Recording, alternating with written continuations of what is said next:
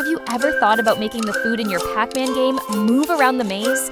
Today, we'll code an imaginary path for the food to follow. This will add a whole new level of excitement to your game. First, we need to add a new food sprite. Go to the Choose a Sprite section and pick a food sprite of your choice. For this tutorial, I'm using a simple ball icon. Now, let's write the code to make the food follow a fixed path. We'll use the same glide block method that we used for the ghost movement, but with one key difference. We'll hide this sprite and allow the original food for Pac-Man to follow its path.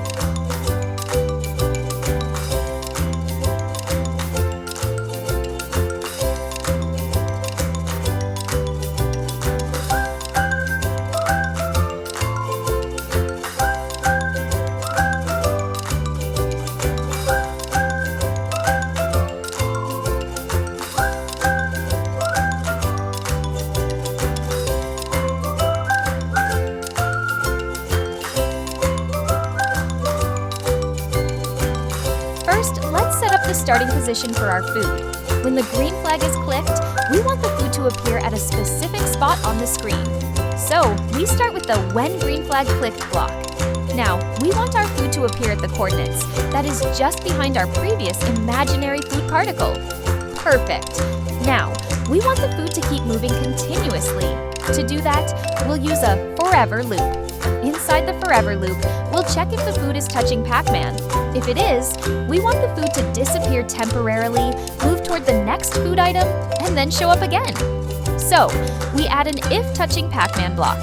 When it's true, we hide the food, point it towards the next food item, and move it a few steps towards its new position. Then, we make it visible again by using the show block.